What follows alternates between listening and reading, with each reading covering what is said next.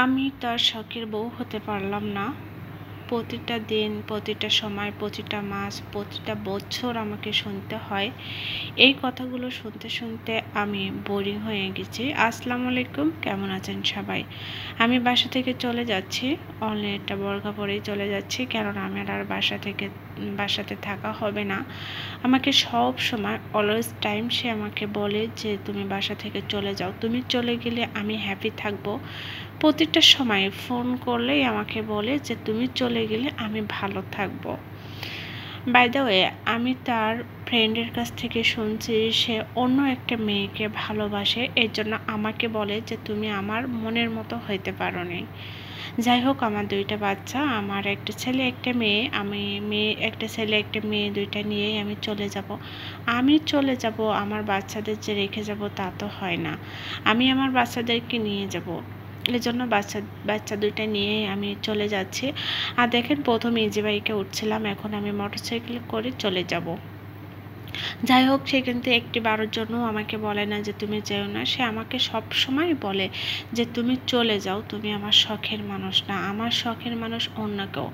আমি এতদিন মনে করতাম সে আমার সাথে ফান করে, সে আমার সাথে মজা করে, কিন্তু এখন দেখি না, ডে বাই ডে সে আমার ওপরে অনেক রাগ করে, অনেক ঝগড়া, অনেক মনোমালিন্য। এর জন্য আমি আর মেনে নিতে পারি না। 20 বছর মেনে নিয়েছি, আর পারি না। আমি যদি চলে যাই সে তো ভালো থাকবে, তার ভালো থাকার জন্য আমাকে চলে যাইতে হবে।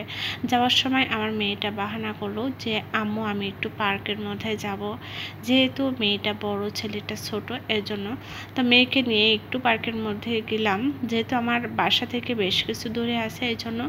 তো এই যে ঘোড়া দেখে সে দুই ভাই বোনে অনেক বাহানা, তারা উঠবে। আচ্ছা, ছোট ছোট বাচ্চা, আমি চাই নাই সে বাবার ভালোবাসা থেকে বঞ্চিত হোক, কিন্তু বাবা তো অন্য জায়গায়, সে তার ভালো লাগা ভালোবাসা সব কিছুতে অন্য জায়গায় প্রকাশ করে। আমার বাচ্চা দুটোর নাই কোনো বাবা, নাই কেউ। যাই হোক, সে ভালো থাকুক, তার ভালো থাকার জন্যই আমাকে চলে যাইতে হবে।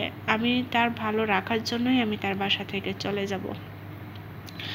আর বাচ্চাদের নিয়ে একটু এখানে বেশ কিছুক্ষণ ছিলাম। অনেক মনটা খারাপ ছিল যে বাচ্চা দুইটা নিয়ে কি করব, কোথায় যাব। এই জন্য একটা মেয়ে জানেন, না আছে বাবার বাড়ি, না আছে শ্বশুর বাড়ি। আসলে মেয়েদের কোনো ঘর নেই।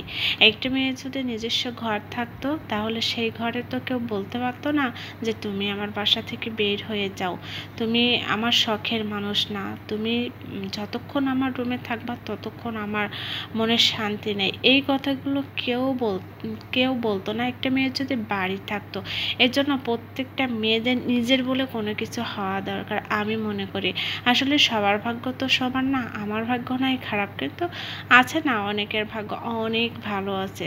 যাই হোক, আমার সাথে আমি কারোর কম্পেয়ার করি না, আমি নিজেরটা আমি মনে করি যে আমার ভাগ্যটা অনেক খারাপ। আজ এই পর্যন্তই। সবাই ভালো থাকবেন, সুস্থ থাকবেন, রাখছি।